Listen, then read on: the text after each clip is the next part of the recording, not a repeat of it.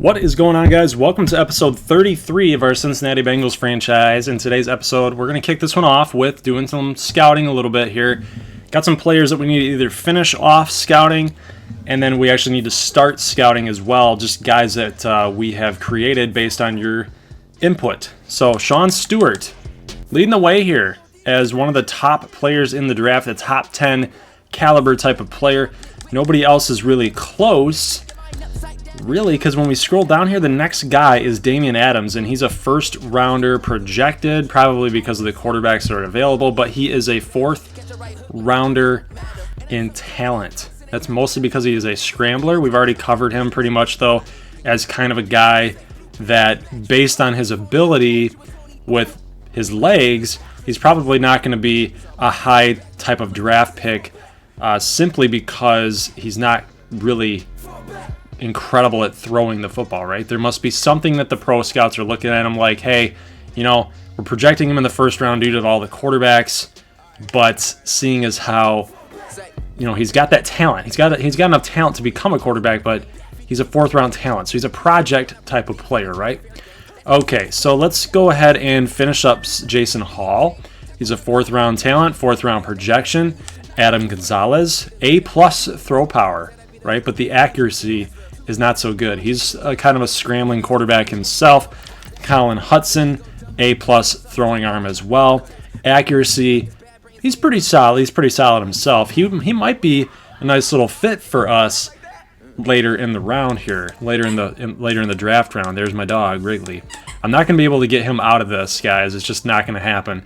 He's got so much separation anxiety that I just can't leave him alone, guys. So he's going to be in some videos either accidentally or on purpose here going forward. So looking at some running backs, I think we've scouted them up pretty well. Wide receivers, scouted them up pretty well. Here's a new guy, Winslow Davis. So we actually scouted him up as a quarterback, but he's now transferred over to being a wide receiver. New draft story here. Wisconsin had a quarterback change, right? Wisconsin had a quarterback change, and now they're going with him as a receiver, thinking that he fits their style. He's a fourth round talent, fourth round projection, so he fits right in. So, okay, let's go ahead and figure out some strong safety help here, because I promised you guys that I would get Trey Weddle scouted up and Yukimura Sonata. You guys are right in line with where you're supposed to be drafted. Some pretty solid, strong safeties here. We need a guy that's going to be able to come on in and possibly take over the role at strong safety over Sean Williams, right? I know we just drafted Jaquan Johnson last season, and, you know, he's kind of been working in there a little bit, trying to get some experience as well, but you can never have too many defensive backs. Am I right? Because Jaquan can actually play a little bit of like sub linebacker as well, kind of like that Jesse Bates role that he had in 2018. But if we can get like a guy that's like Trey Weddle is a zone type of guy, or like Colin Hopkins, zone type of player, right? If we can get those guys to be a true strong safety, that would help. Or we could stick with our mix and match type of defense and go with Sonata here at run support. So with only a few scouting points left to go, let's go ahead and scout Cody Barrett. This guy's a beast. May not do so hot in awareness. He's got a little bit of work here as far as that goes, maybe some play recognition, but as far as man coverage goes, zone coverage, he's a very, very good player. He's more of an athlete, but that's what the pro scouts like. They like his athleticism at corner, especially at 6'4". Like, this guy's going to be great. I really, truly believe that. So we've only got 17 points left to go. I don't think that there's any more points to give out. I don't think that we had a left outside linebacker other than Chad Delando. Let's see here. Defensive tackle. I don't think we had a defensive tackle other than Josh Austin. Please correct me if I'm wrong here, guys. I really don't think that we had anybody else like at right end. Left end, I think these are the only two guys. Right tackle, it was basically just Sam Hendricks. I'm going to save these scouting points because, like I said, there's just nothing else available to scout, really. So I think we're good for this weekend scouting, so I appreciate you guys sticking in there and watching that. Let's go ahead and now look at the funds. So we got $6.3 million in funds. We could technically sign some guys in today's episode, but you know what? The strategy has always been sign the guy that makes sense initially, right? And we did. We signed William Jackson last week.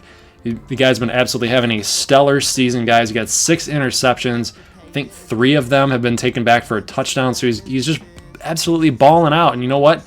AJ Green just really isn't.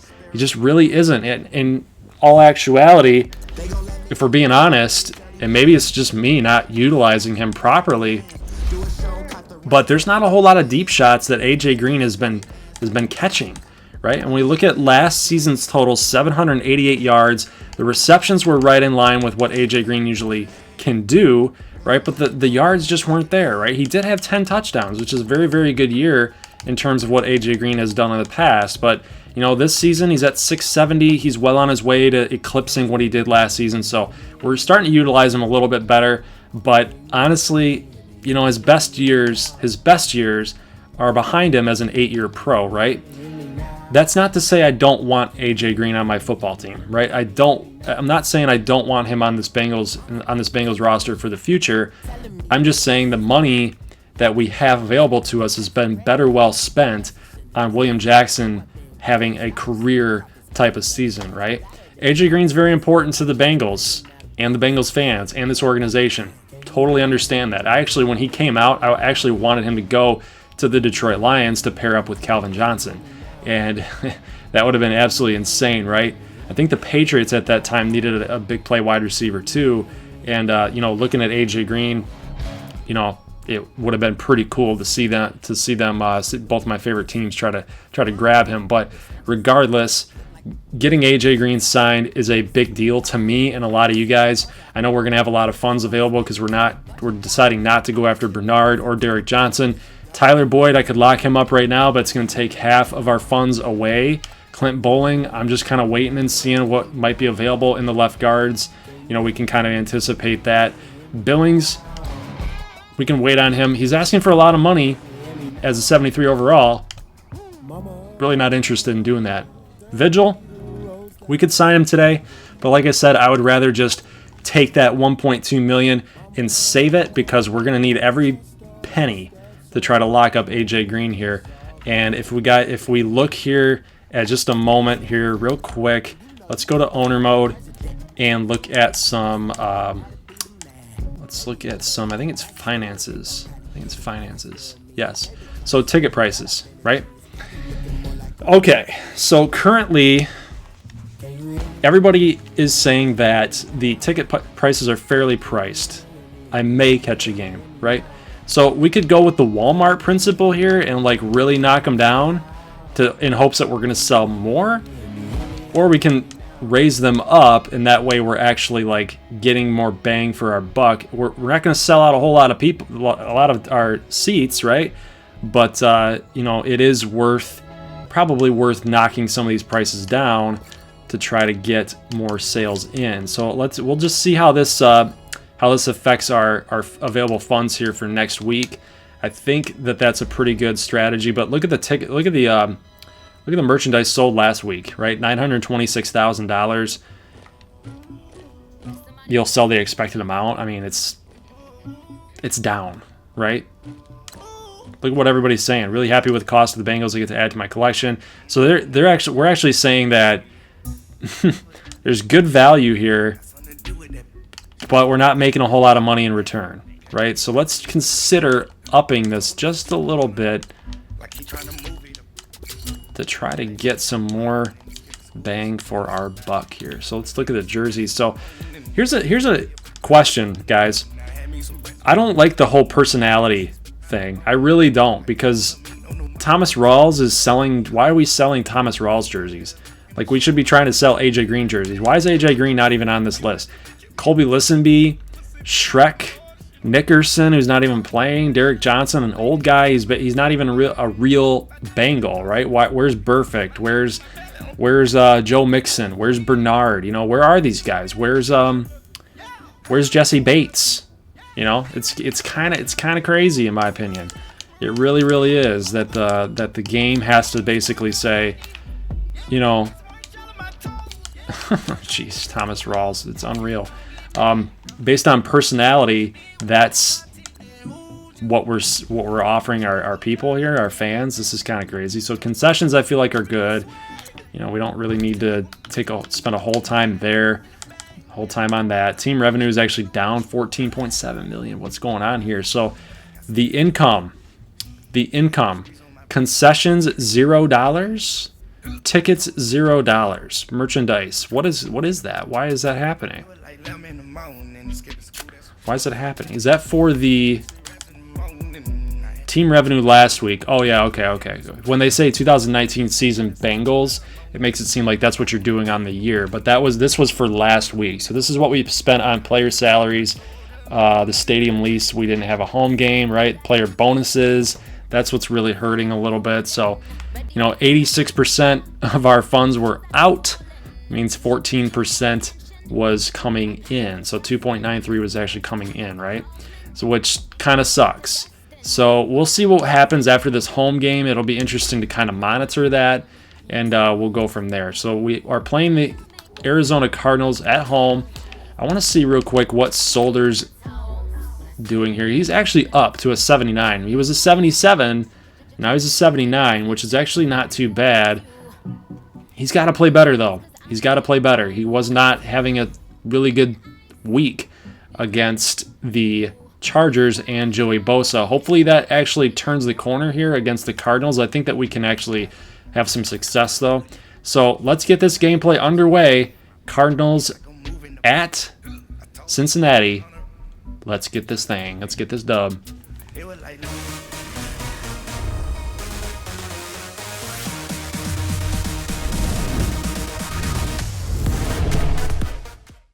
All right, guys, let's get this gameplay underway. Arizona Cardinals at Paul Brown Stadium against the Cincinnati Bengals.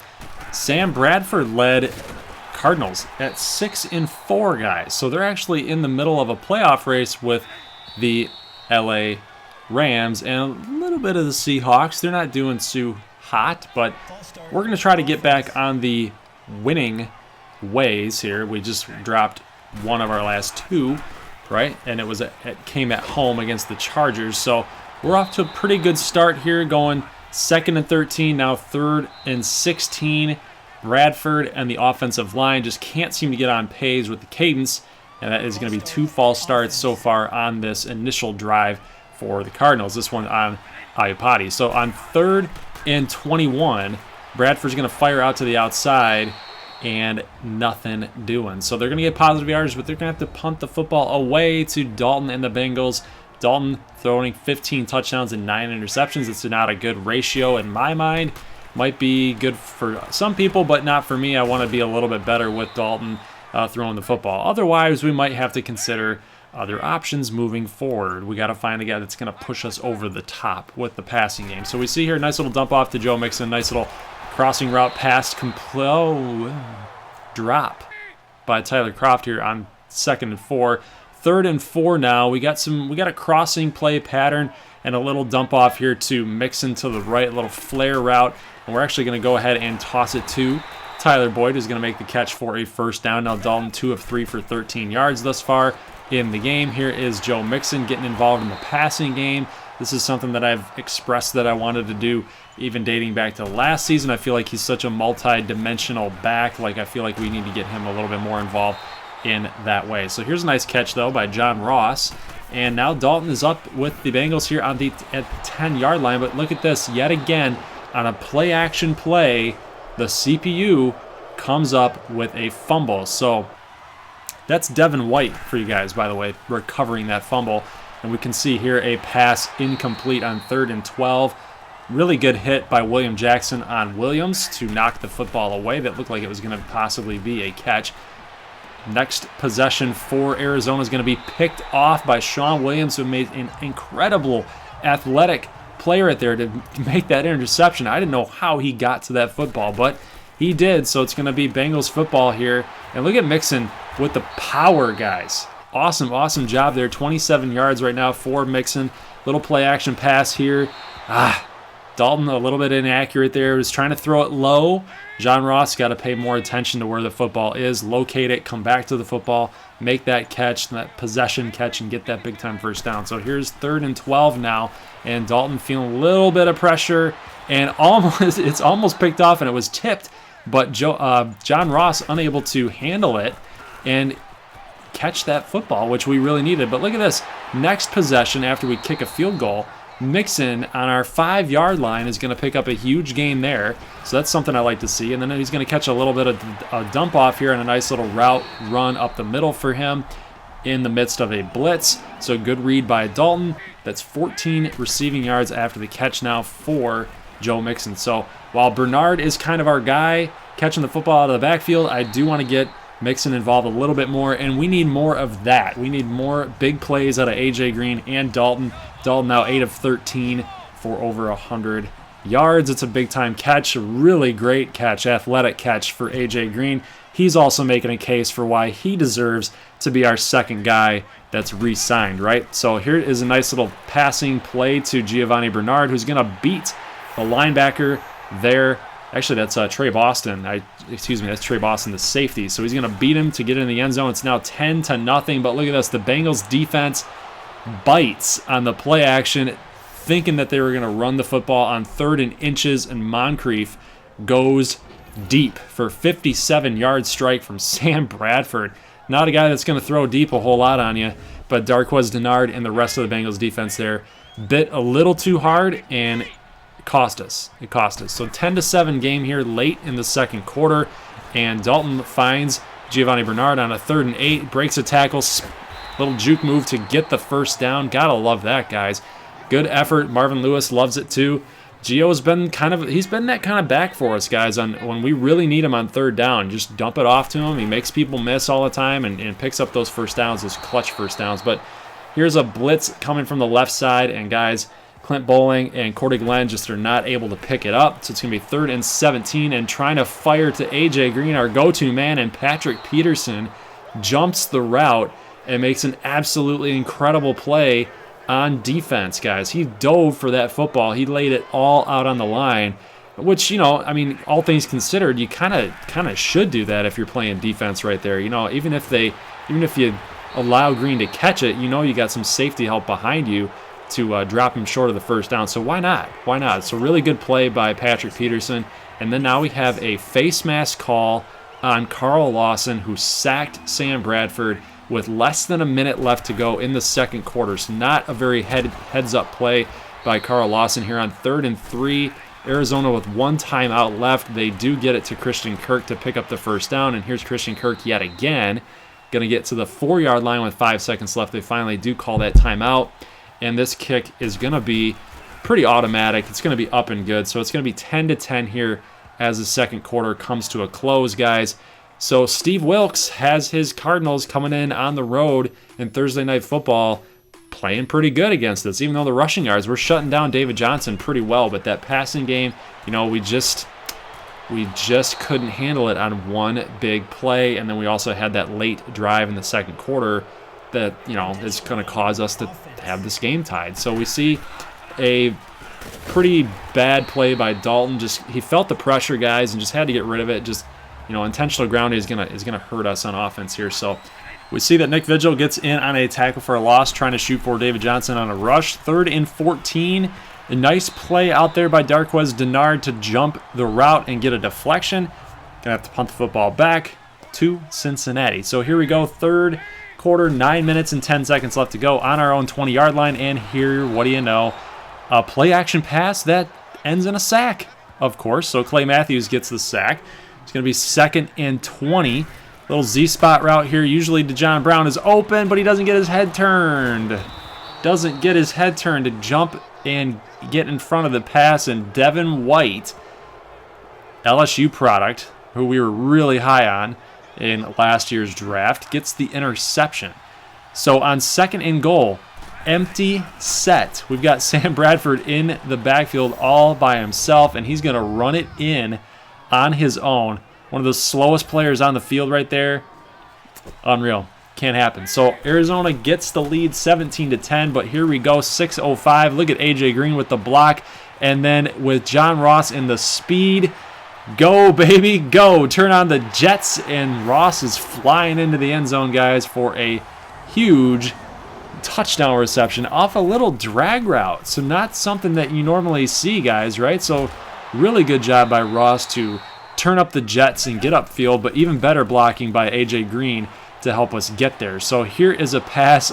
You can't make that pass. That's definitely on my proud. That's my fault right there for even throwing that pass, trying to force it to Croft. And Kevin Minter is going to come up with the pick. And look at this, just bad coverage, guys. Had a crossing route going over from the right to the left sideline, and then Williams was wide open up the middle. Split the two safeties, and there you go. So it's going to be 24-17, 8:02 left to go. Mixon going to get this rush to the left. He's already up to 86 yards now with 6.1 average yards per carry, so he's still having himself a great game. Here's a catch out there by John Ross up the middle on 3rd and 7 for the first down. So we're still trying to shoot for this end zone, guys. Got to tie it up here late in the fourth quarter with 4:55. And look at this, John Ross wide open using speed, possession catch. He is in, beats Patrick Peterson with the speed, guys. That's his second touchdown on the game. So the good thing about slant routes is, guys, is that when you do the double slants and there's nobody on the right side, well, that's usually going to be a good thing wide open, right? So look at this pass, though. Moncrief going to take this pass all the way in for a touchdown, guys. It's going to be 31-24. That's bad coverage. And honestly, I don't think that one's on me. I don't think that's the one's on me. Couldn't even turn his head. Couldn't even get the interception. Or I'm mashing Y. Wasn't working. 31-24, and we get a flag on the field. That's Devin White getting in there on a sack. Guys, just no blocking right now for the Bengals offensive line for Dalton. So that's Bo Benshaw with the holding call, and on 3rd and 18, we're trying to shoot for something up the middle. We do have Tyler Croft. He's going to pick up 8. So that's going to be 4th and 10. We pretty much have one more play here. 2 minutes. Want to see what they were going to be running with. I didn't want to call a timeout there. We're going to get a stoppage of play anyway at the 2-minute warning. So Tyler Croft is wide open, but guys, he's going to get stopped short of the first down marker. It's going to be Arizona football yet again with 1:08 left to go. Here's 3rd and 9. They are running the football more than likely, and now we didn't end up using a timeout. We're going to use one here. So it is going to stop the clock here at 1:03. So we still have one more shot. We have one more drive to get this thing done to tie this football game back up here. 40 seconds left to go. Dalton finding nothing open here, but look at RB streaking up the middle and throwing to X instead is going to get another interception for Dalton, guys. That's four interceptions, and this Arizona secondary just absolutely took it to Dalton and the Bengals offense today. This is a game that we needed to have. We're a better football team than the Arizona Cardinals for sure. But guys, costly fumble by Dalton, 4 interceptions by Dalton. This secondary had it going on. Patrick Peterson, Antoine Bethea, a lot of pressure from Matthews and Devin White as well. So Dalton's got to look himself in the mirror here and try to pick it back up going into next week against Jacksonville. It's going to be a tough test, and probably even more of a tough test to go up against that defense. So right now, Andy Dalton, we're sitting here kind of really have to analyze our passing game and our passing attack right now. We're getting some good production out of our offensive line, right, in recent games. That game against the Chargers was really bad, but ever since we've started to pick it up a little bit. But look at this, 3 touchdowns, 4 interceptions, right? That's not good. That's not good. We got to get Joe Mixon involved a little bit more. Did have 15 carries for over 80-plus yards. Like to see that. I think that was 80, like I said, guys, before. The numbers get all screwy. But had a good game. John Ross over 102 yards, 2 touchdowns. Giovanni Bernard, another touchdown. Solder with 2 sacks. Glenn with a sack. Yeah, Bowling with a sack as well. Defense, what can you say? We just didn't do enough. We didn't do enough on defense as well. So, guys, I don't know what else to tell you. If you guys have any comments below, leave them below, and let me know what you're thinking about this offense so far. We do see that Jaquan Johnson is eligible for an upgrade. I will be spending it on run support to try to get those attributes up a little bit, because I feel like we do need another guy in there to help with some run stopping, especially to the outside as well. Malik Jefferson, Going to get another boost here. Going to be a 71 overall in run stop as well. So we're starting to really hit home on that run stopping, guys. We get the Jacksonville Jaguars and the Seahawks on Sunday. Guys, I will see you then. As always, peace.